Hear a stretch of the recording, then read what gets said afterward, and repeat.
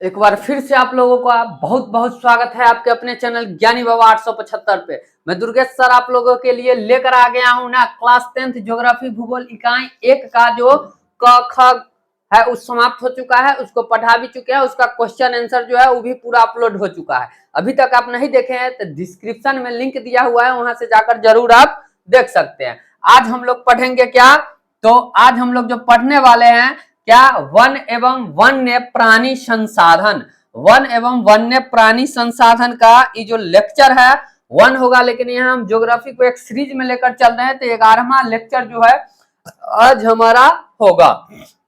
तो आइए इसमें बात हम लोग करेंगे वन एवं वन्य प्राणी संसाधन का।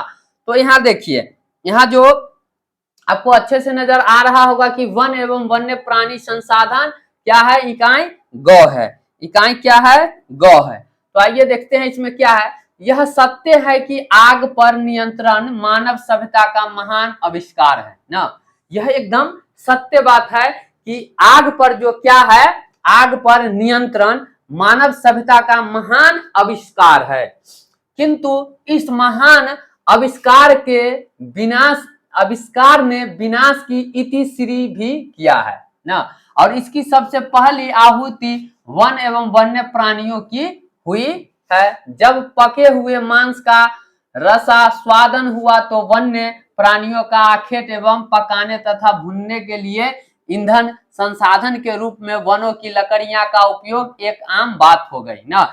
जब से देखिए कि जब से आग का आविष्कार हुआ ना, तो उस समय से प्राणियों को क्या है कि खाना बनाने के लिए या मांस पकाने के लिए क्या किया जाता था, वन से लकड़ी को काटा जाता था, जिससे कि वन का भी विनाश होने लगा। उसके साथ साथ वन के जो प्राणी हैं ना, उनका भी तो नाश मतलब होने लगा। वन एवं वन्य प्राणी मानव जीवन के प्रमुख हमसफर है ना। वन एवं वन्य प्राणी जो है मानव जीवन के एक प्रमुख हमसफर है ना।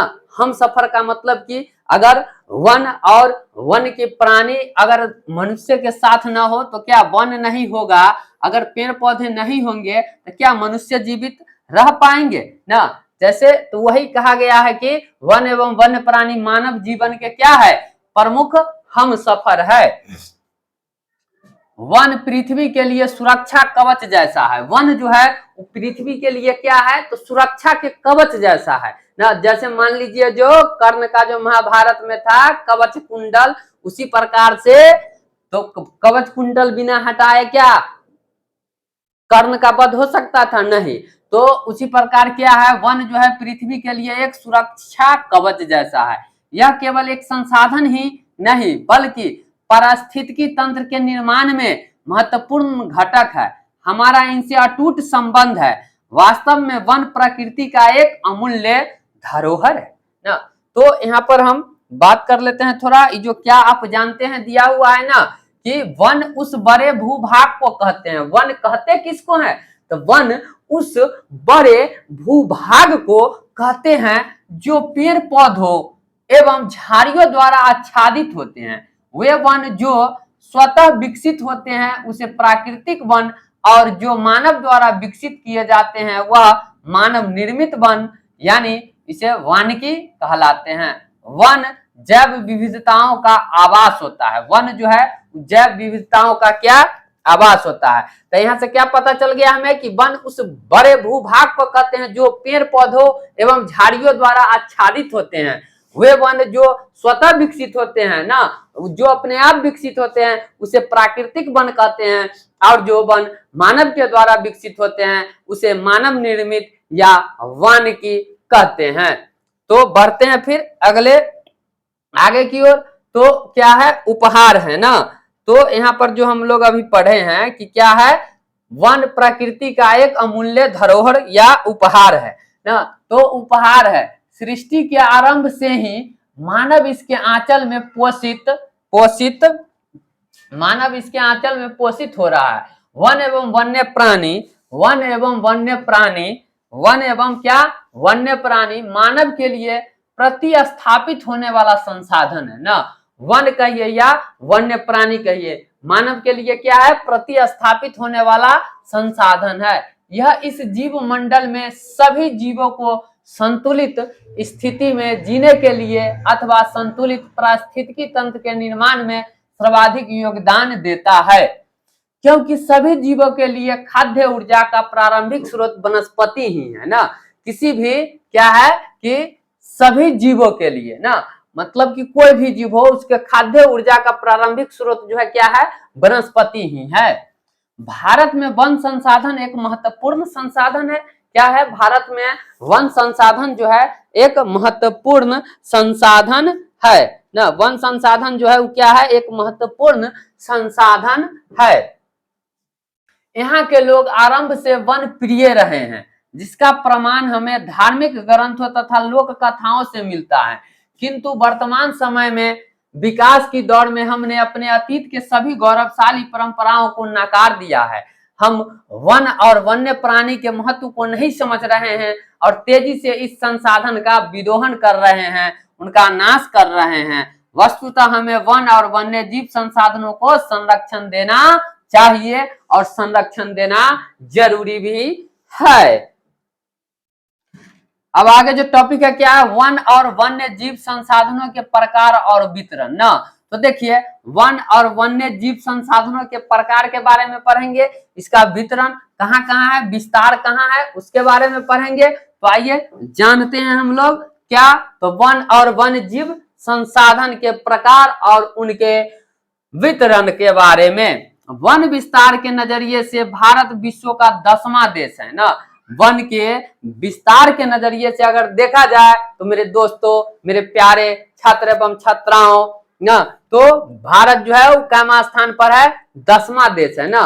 तो याद रखिएगा आप कि वन के विस्तार के नजरिए से, वन के विस्तार के नजरिए से जो भारत का है वो विश्व में 10वां स्थान है, यानी कि 9 देशों के बाद 10वां देश का नाम जो आएगा वो कौन सा आएगा, तो भारत आएगा। यहाँ करीब 68 करोड़ हेक्टेयर भूमि पर वन का विस्तार है।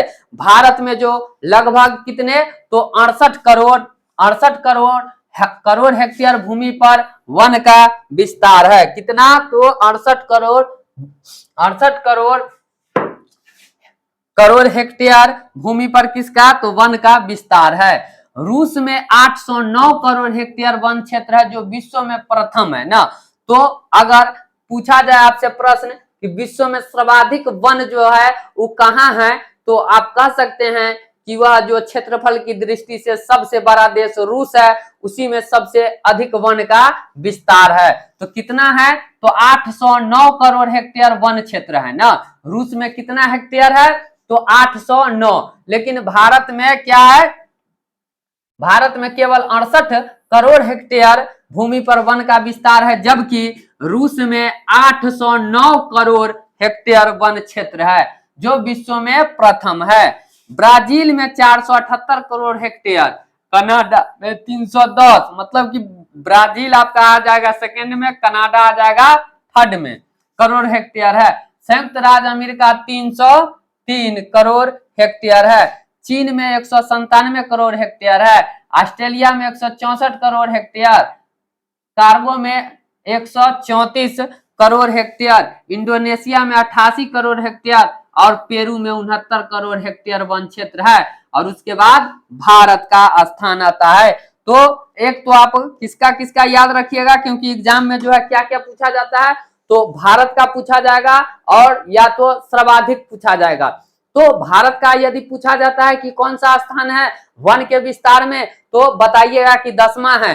अगर पूछा जाए कि कितने करोड़ हेक्टेयर में वन का विस्तार है, तो आप बता सकते हैं कि 68 करोड़ हेक्टेयर में वन का विस्तार है भारत में। यदि ये प्रश्न आ जाए कि जो विश्व में सबसे अधिक वन का विस्तार कहाँ है, तो आप जरूर बताइएगा कि जो क्षेत्रफल की दृष्टि से सबसे बड़ा देश है ना रूस, उसी का सबसे अधिक वन का विस्तार है। कितना में है, तो 809 करोड़ हेक्टेयर में है। तो आप जरूर इस बात को याद रखिएगा। ये सभी प्रश्न आपके एग्जाम में आ सकते हैं, आपके एग्जाम के लिए बहुत ही महत्वपूर्ण प्रश्न है, तो इसे आप जरूर ध्यान में रखिएगा। आगे बढ़ते हैं, FAO ना, FAO food and agriculture organisation की वानिकी रिपोर्ट के अनुसार वर्ष 1948 में ना, कब, वर्ष 1948 में विश्व में 4 अरब हेक्टेयर वन क्षेत्र था, जो 1963 में घटकर 3.8 अरब हेक्टेयर हो गया ना। तो देखिए वर्ष 1948 में, जिस समय हमारा देश लगभग आजाद हुआ था 1947, उसके बाद 1948 में विश्व में 4 अरब हेक्टेयर वन क्षेत्र था ना, कितना, 4 अरब हेक्टेयर, जो 1963 में यानी 15 साल के बाद जो है घटकर 3.8 अरब हेक्टेयर हो गया, और 1990 में 3.4 अरब हेक्टेयर वन क्षेत्र बच गया।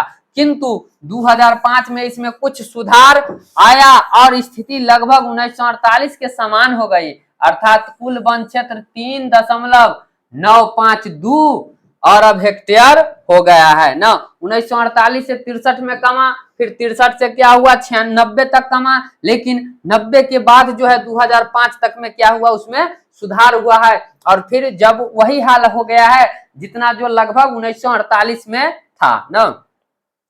यह विश्व के भौगोलिक क्षेत्र का लगभग 30% है ना, जो वन का विस्तार है कितना है, तो लगभग 30% है। भारत में 2001 में 19.27 क्षेत्र में वन का विस्तार है ना, 19.27% भौगोलिक क्षेत्र पर वन फैले हुए थे ना। कहाँ, तो 2001 में, कहाँ, तो भारत में 2001 में 19.27% भौगोलिक क्षेत्र में वन फैले हुए थे। वन सर्वेक्षण FSI के रिपोर्ट के अनुसार 20.55% भौगोलिक क्षेत्र में वन का विस्तार है।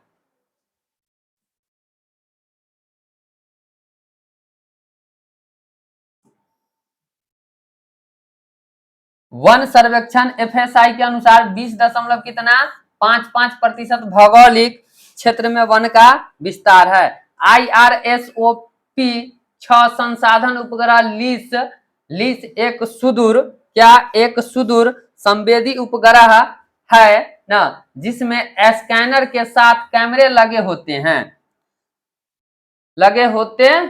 कि इमेजरी से भारतीय वन के वास्तविक स्थिति को जानने में बहुत सहायता प्राप्त हुआ है। इसकी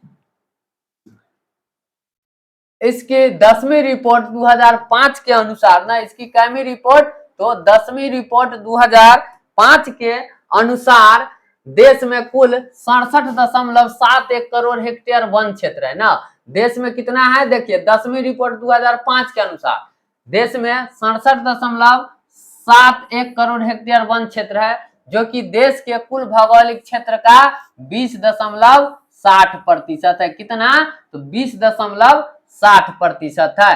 भारत में वनों का विस्तार एक समान नहीं है ना, सभी जगह सभी अलग अलग विस्तार है, तो भारत के सभी जगह वनों का विस्तार जो है वो एक समान नहीं है। यहाँ का पूर्वोत्तर राज्य एवं मध्य प्रदेश वनों की दृष्टि से काफी समृद्ध है, किंतु अंडमान निकोबार द्वीप